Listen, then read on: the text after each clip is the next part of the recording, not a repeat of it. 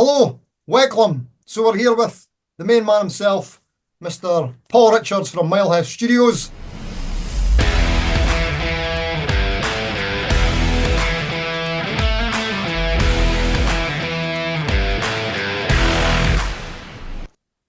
Thanks for coming, mate.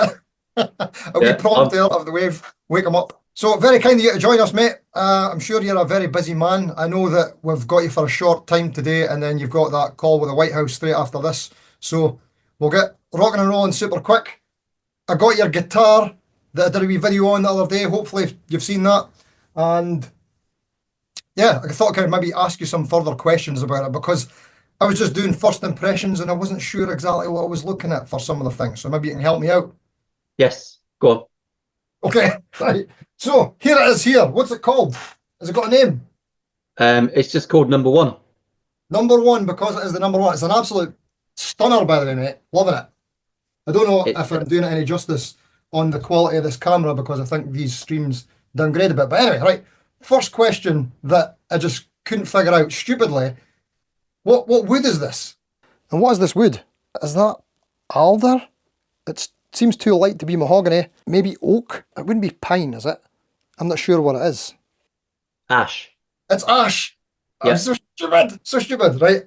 I was even getting to the point where I thought it might be not a guitar building wood, but I thought it'd be oak.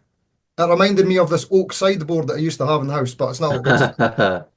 No, it's so the thing is, when you build a guitar for yourself, I can not really care about, people want wood to have symmetry and matching grain patterns, and I'll just throw any old crap together for a prototype. It doesn't really matter. So that was just a bit of ash eye kicking around, and my favorite maple neck, which is bird's eye maple.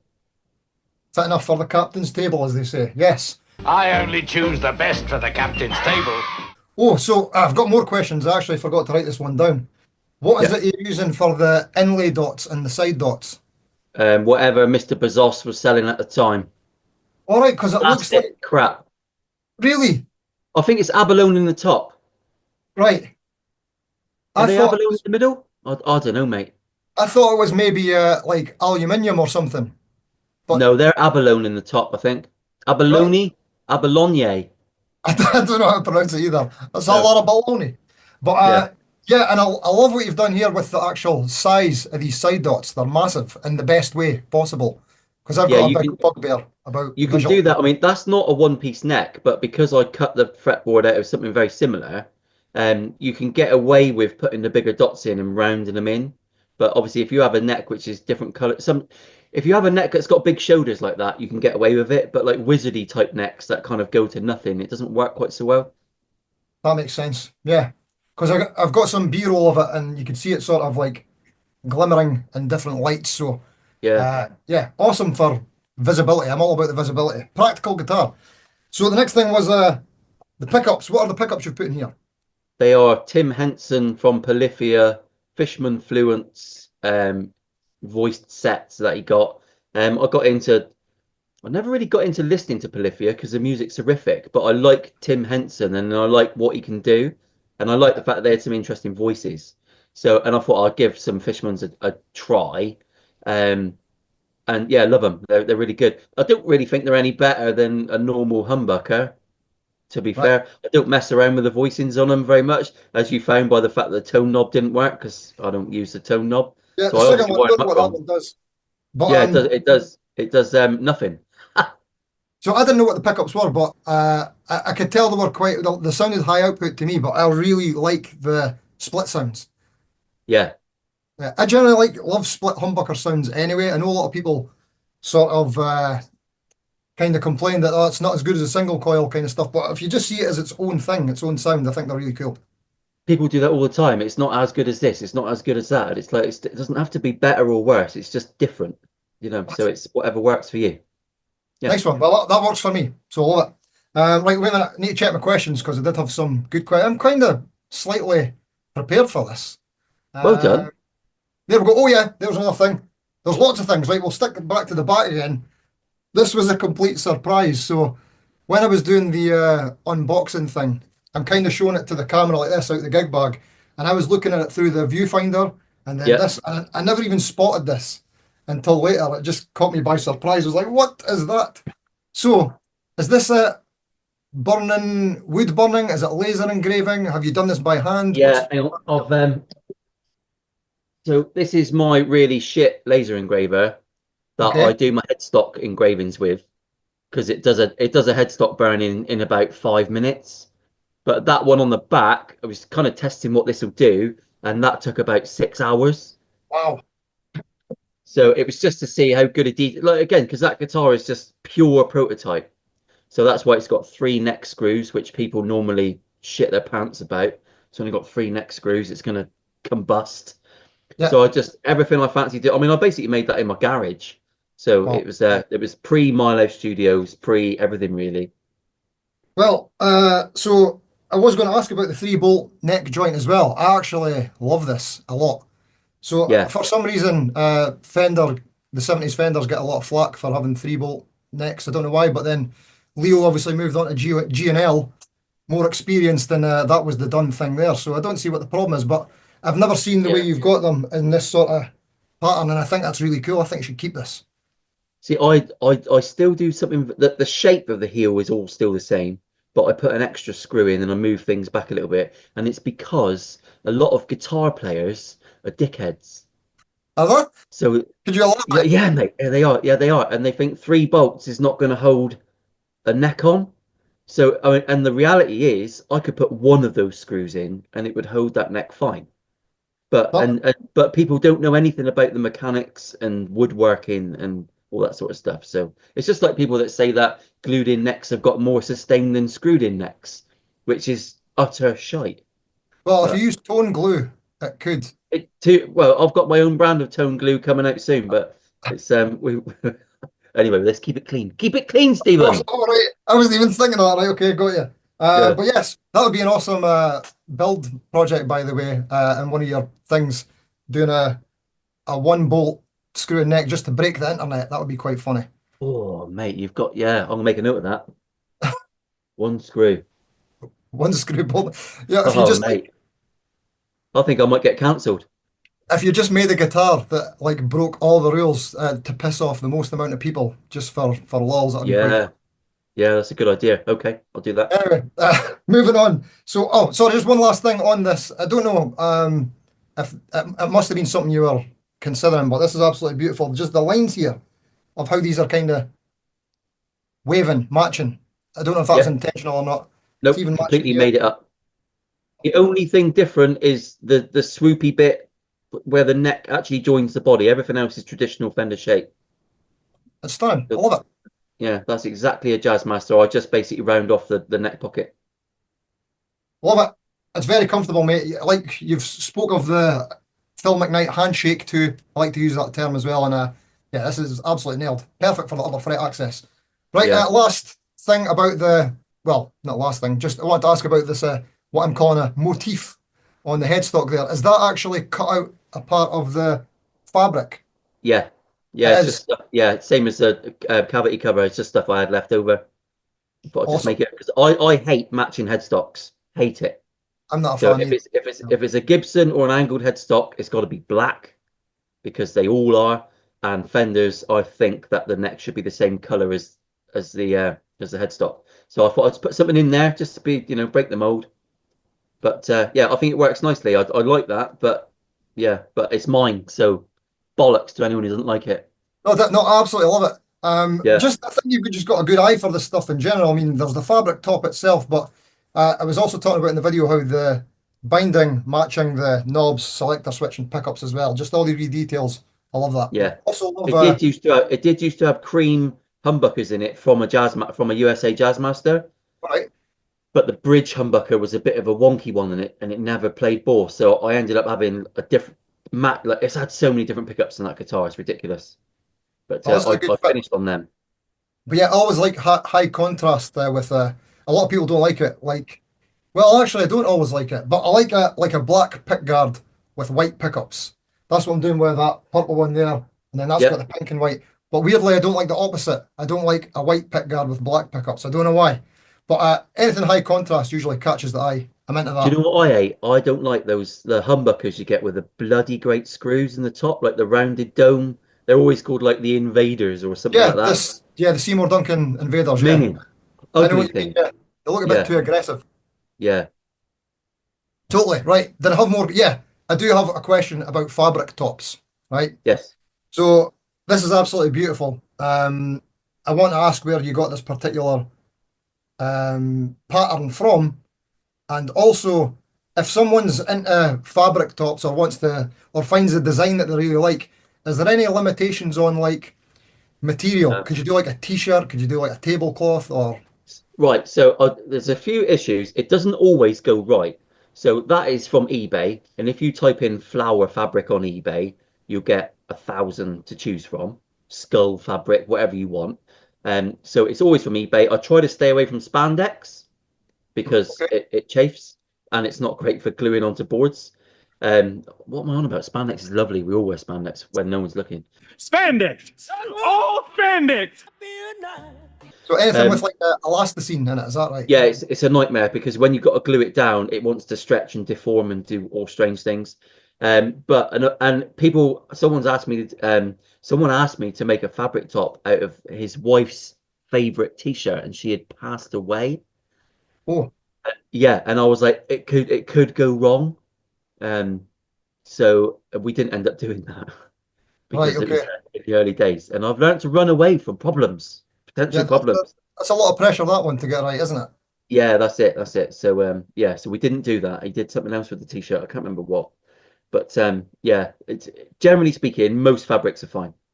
So if someone was interested in fabric top design and they maybe wanted to commission yourself to do one, they just want to be aware of elasticine in the material. Yeah, so a lot of the time I'll say to people, go on eBay, find the fabric you like, find 2 or 3 that you like, send me the links, and then I'll look over them. And generally you can buy them in like half a meter, or they call it a fat quarter, which I always thought they're being rude to me, but they're not. It's a measurement apparently of fabric.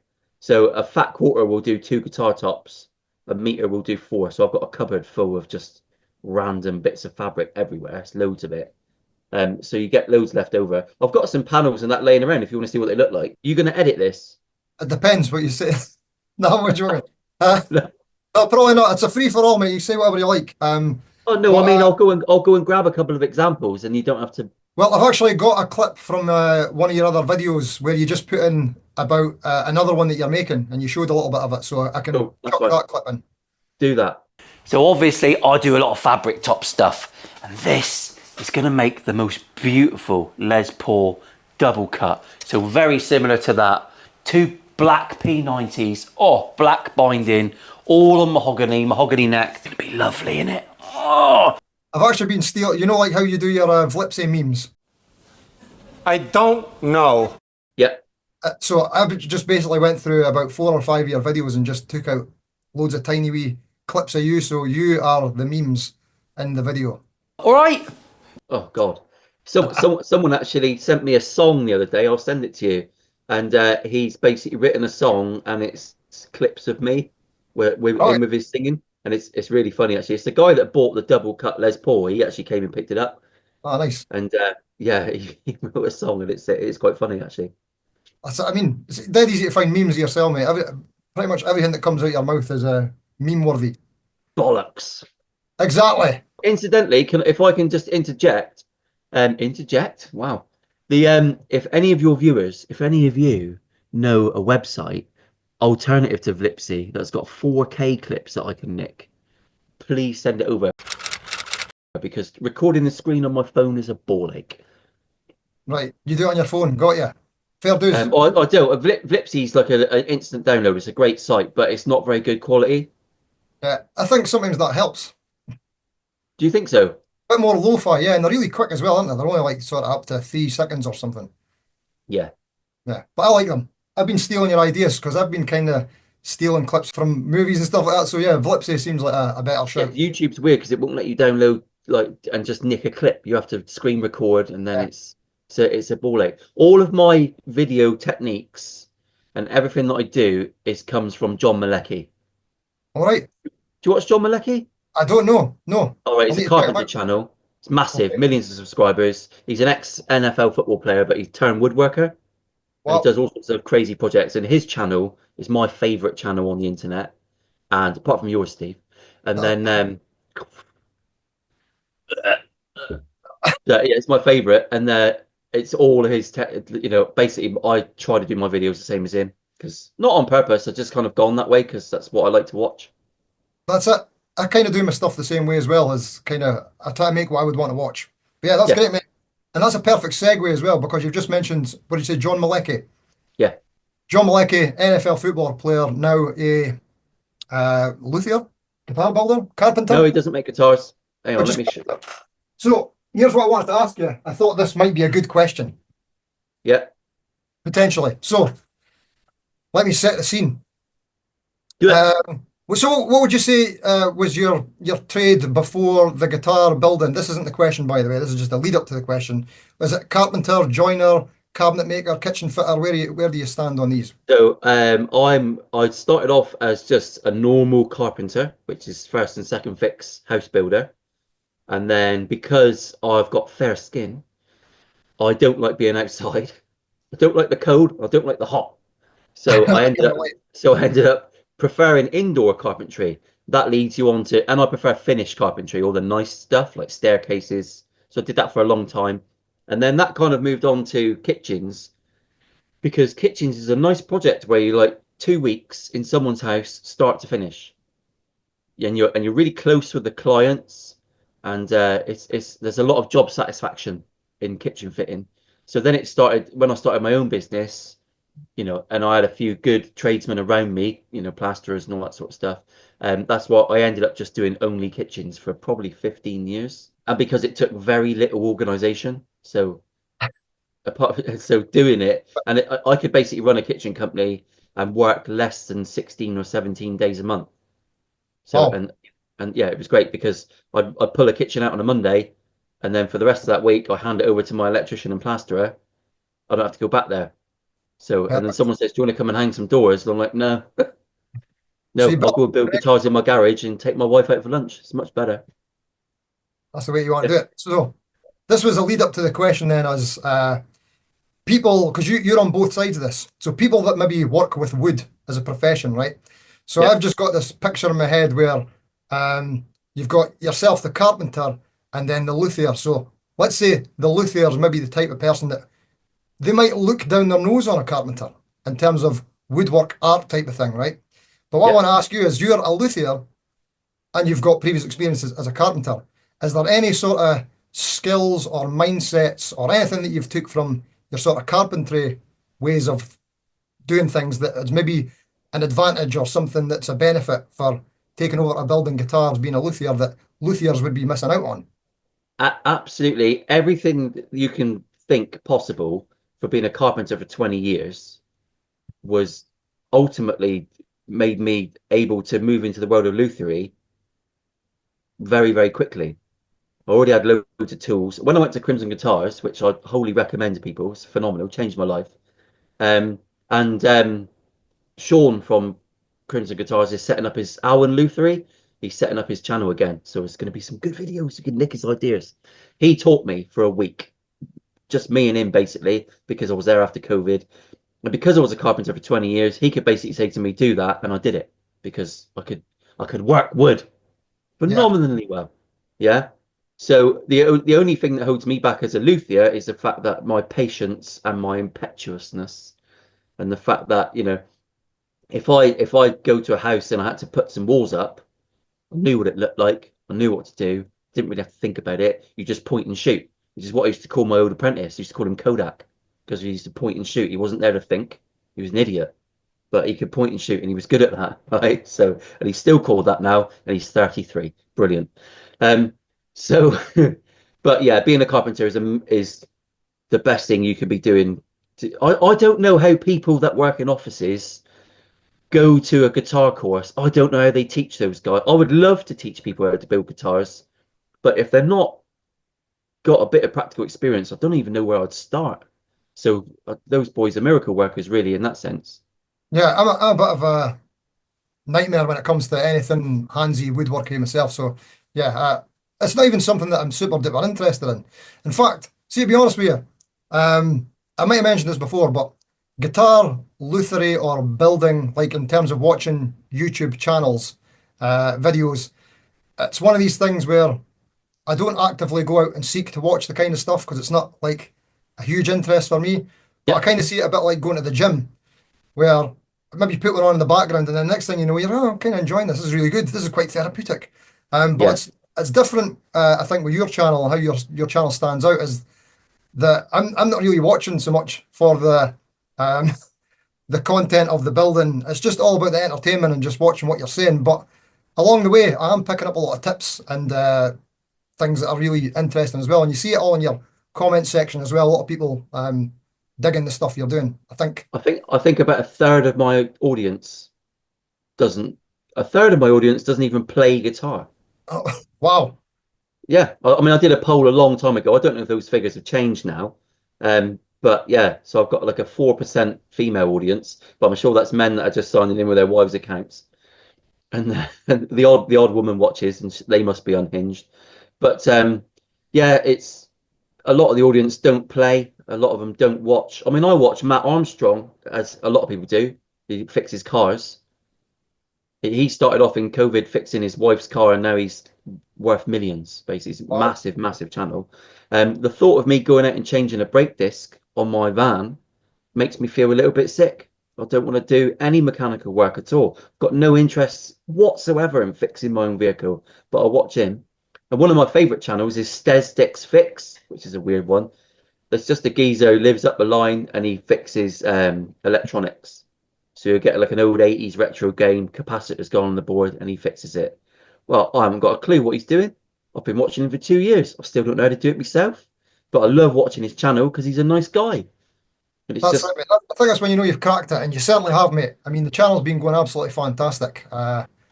Love watching the quick growth, and it's well deserved, mate. Love it. Mm.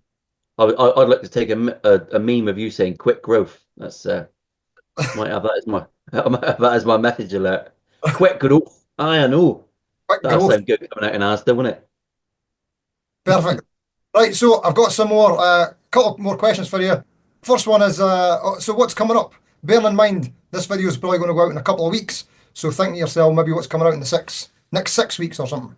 Right. So the model I'm trying to stick to is one guitar build per month at the minute.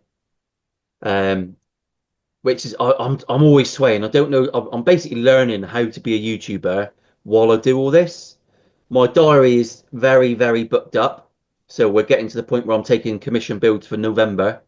So because I do 2 a month, so 24 guitars a year, 2 a month. I actually build 28 guitars a year because 4 are for charity. That's going to be the model. So every 3 months there'll be a charity build. I fully intend, if the channel gets big enough, to release more than one build video a week.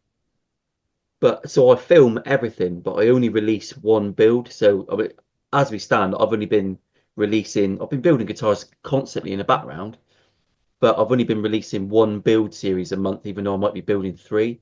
But now I'm filming everything because people want their guitar to be on YouTube. But I can't. But editing takes so bloody long. Like a 20-minute video is 4 hours, 5 hours of editing. Yeah. So, for me to get three videos out a week, I'm looking at 15 hours editing, which I always do in the evenings. And if I'm going to be putting that many guitars out a month, I need to be building at least 3 days. I don't want to work that much. I'm quite lazy. I'm 44 almost. So it's yeah, I'm trying to find a balance.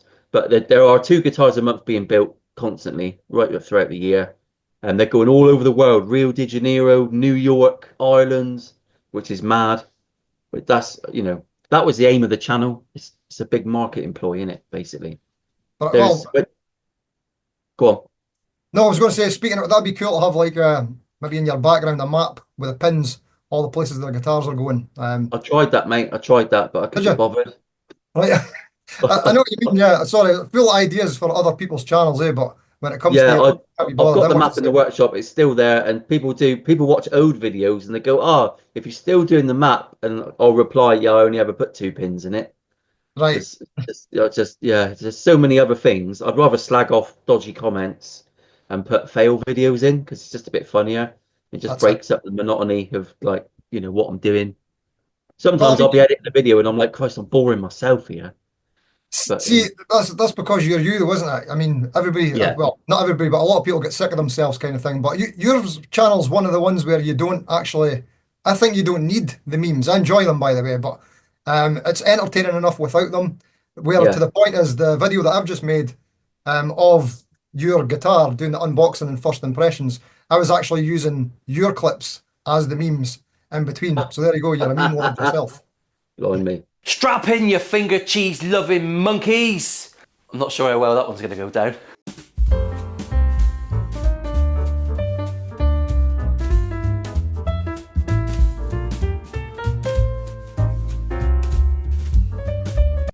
So very cool. Right, I was thinking I was supposed to ask you this at the start, but I forgot.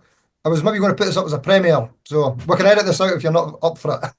We could put it as a premiere, and if you want to come along to the chat. No, I'll do that. That's fine. Yeah, quite enjoy them. Absolute legend. See, you're just full of charity, mate. Not even for the charities you do, even being charitable to small channels like myself. You're so kind. And I was thinking, if anybody has questions that they want to put in the chat, either live or after the fact for Paul, maybe we could do this again sometime in the future because I've got so much more I want to ask you. But I don't want to take up all your time, you know. That just a little clip inside my head, right? And look out for this. When I first started doing this, I reached out to a lot of other YouTubers. I could tell that it was kind of going to grow. I didn't know at what pace. I could never have wished for the pace it's grown at. But I reached out to a lot of other YouTubers. You get very little help back. I did have some lovely messages back from people, but hardly anything. Tumbleweed a lot of the time. And I thought, there's no way I want to be doing that. So a guitar, just for an example, you know what it's like. People like for sponsors, they might say, sponsors never say to you, here's a product, we would like to send it to you, we pay this much per view, per video. They don't, do they? They play a little game of, we'll let you shoot yourself in the foot. How much do you charge? And then if you come up with a low figure, they go, oh, that's lovely, we'll send it to you. So I emailed lots of YouTubers and said, can you let me know like what the standard rate is? Because it's all like mystery, isn't it? No one helps each other. In my business, in carpentry, we're an open book. You just talk to everyone about everything and everyone's on the same page and it's life's easy. YouTube's like, just no one does that. They all live in their own little clique. So I thought, I'm not going to do that. So if you have got a question for me, then I'll give you a truthful answer. If you want to know what companies are paying and all that sort of stuff. Not the public. I'm not telling the public. You're not knowing anything. But if you're a YouTuber and you want to know, then by all means do it. And likewise, I always shout out the channels that I'm watching, especially channels with less subscribers, because I want to bring everyone with me. I love your channel. I like the fact that you do the live stuff. And traditionally, live stuff doesn't bring a subscriber count as much, does it? It's more engaging. I prefer to watch it, but it doesn't result in a lot of people subscribing. So it's like not conducive with growth. So, but your review stuff and everything, I just watch it all. So I'm like, come and watch the same channels as me and fucking subscribe while you're there. Do you know what I mean? It's like, that's all we want is views and subscription. We all want to do this full time. Yeah. You know, it's ironically for me, the YouTube thing is the least of my concerns. I do YouTube to bring in guitar orders. So I don't care about earning money from YouTube. It's kind of like happened. I never intended for that to happen. So it's worked out well. It's been a nice little ploy. But the hardest thing in the YouTube world, and I'm aware that I've gone off on a massive tangent now. And I'm loving it. Keep going. Yeah, right. So to build a brand, when you flick through Instagram, and we all do it, don't we? And I look at guitars, and there are 1,000 amazing guitar builders, like better than me, just way better than me. Skills that I could only dream of, artistic touches, the way they look at things, and I'm nicking it. I'm saving posts. I'm like, I'll make that. It's brilliant. But to build a brand in the guitar world is almost impossible. So there's guys on there that and Instagram's shit for building a brand. It's just not good. It doesn't result in that much. But I knew that YouTube is the biggest sales. It's the second biggest search engine in the world, a second only to Google. and they own them both, don't they? So I knew that if I could be a YouTuber, it might result in me being able to make guitars full time, and it has. So it worked. I knew, without being a complete prick about myself, I knew that when I go to the pub, I'm the funny guy. Do you know what I mean? So I'm the one that makes my mates laugh, says inappropriate stuff, not got much of a filter. And I thought, if that works on YouTube, and if you watch my early videos, it took me a while to relax. I knew that might result in me being able to build a brand a bit quicker, and it has. So there you go. That's the inside of that's been my whole ploy. The last Well, it's 18. worked. It's worked perfect, mate. And I can relate to a lot of what you're saying as well. And I totally love what you were saying earlier as well there about bringing up the sort of smaller channels with you. And I love how you don't have any sort of. I mean, it would be easy to kind of be reaching for the bigger channels, try to get their attention, which is what most YouTubers do. I'm guilty of it myself. I'm doing it right now. I'm doing it right now. Hey, yeah. But no, I love how you're always shouting out that, just like what you say, completely genuine, just whatever you're watching, and like you say, bringing everybody up at the same time. Yeah. Also on that, about people not talking about their fees and things like that, other YouTubers, because I wanted to know as well, starting out, because I've just very, very recently started getting some. Actually, I've still not had any paid work in actual money yet. Just I've been paid in gear. That's your guitar. That I don't have any in shot. I'm just going to point at nothing. Anyway, had a couple of guitars gifted, but I did reach out and ask other YouTubers like from 42 Gear Street, and that's some of my contacts. But there's no point in me asking Henning Polly how much he's charging for a video. You know what I mean?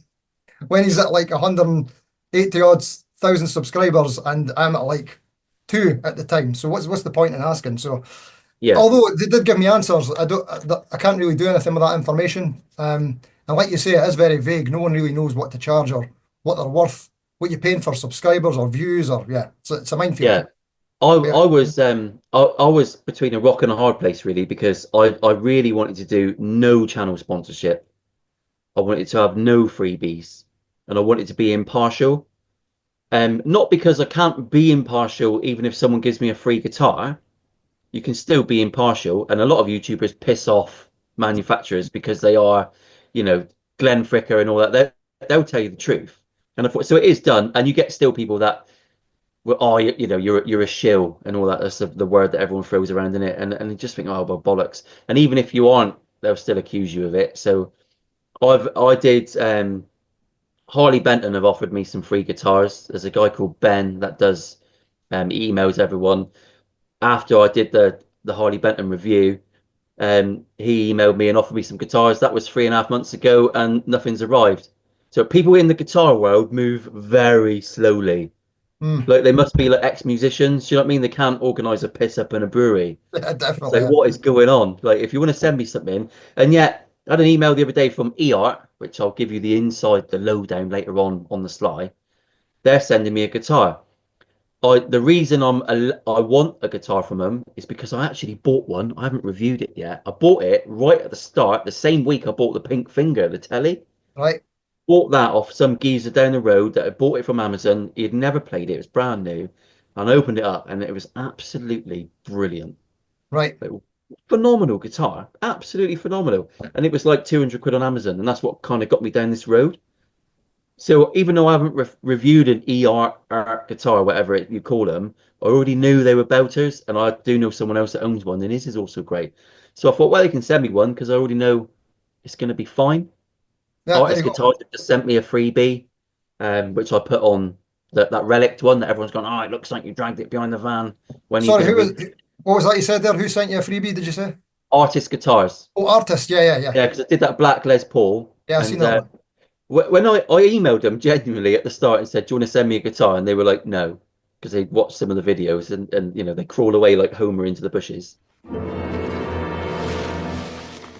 And I did the review, and I emailed them the day before I sent it out, and I said, look, just to give you the heads up, I've done a review, I bought one, and it's a good review. And the same thing I'll say to all companies, I'm not really in the business of bad reviews. If I bought a guitar and it was utter shit, I would communicate with them But I just wouldn't put a video out. There's enough of that already. You don't need to know a crap. People don't need to know what guitars are crap. I mean, I did the Glary, and that was genuinely crap. But they're not interesting to make for me. I don't want to look at shit guitars. I want to find gems where I can say to people, wow, this is really good. Like the vintage double cut. I thought that thing was brilliant. Changed my That's, I mind mean, completely. when you're talking about, well, anyone really talking about something positively as well, it's a more fun video to make as well, I think, rather Yeah, than there's sort of negativity is shitting on everywhere something. on the internet, and it's just like I don't want to. It's like comment sections. I'll watch a video and it's really uplifting. I think, wow, do you know what I mean? I'm like affected by what I've just watched. And then someone will leave a comment below, that was brilliant. This guy's really on the ball. And then immediately someone after, oh yeah, but he would be because of this. And it just turns into a row. Yeah, And yeah, I'm like, what are you doing? Why can't you just be inspired by things? yeah. That's the internet. Good luck People fixing miss it. it. They miss the point. Yeah, totally. What was I going to say? Another thing, just what you were saying there about like potentially getting a bad product, especially when it comes to these sort of budget guitars. Like I've been sort of always putting in well, saying as a disclaimer really throughout the video, like this one's like this, or it might have this issue or whatever, but it's not. It doesn't mean they're all like that, you know. The No. QCs at this point where they're cheaper, you're just kind of going off of one item, and then you see that in the comment section as well. I'll maybe say, oh, this one had this issue, and they'll say mine was fine, or the Yeah. opposite. I'll say this one has a perfectly cut nut, and they'll say, oh, mine's had to get a new nut, and that's so it's. Yeah. You just always have to say it's just like this particular one, rather than blanket. All these guitars are going to be like this, you know. You can Got to be only careful review the everything you say. guitar in front of you, basically. That's it. Right. Let's get into about that time, mate. And Paul, I want to thank you so much for not just coming on and sharing your thoughts and wisdoms on this chat, but just all the stuff you've been putting out recently, mate. I've really been enjoying the channel. Breath of fresh air. I've been calling you the bad boy guitar builder because I think it's fun marketing. But yeah, thanks again, mate. That's all right, mate. Anytime. See you soon. All right, mate. Catch you later. Thanks for watching. Any comments, chuck them in. Thanks for watching. Until next time. See you later.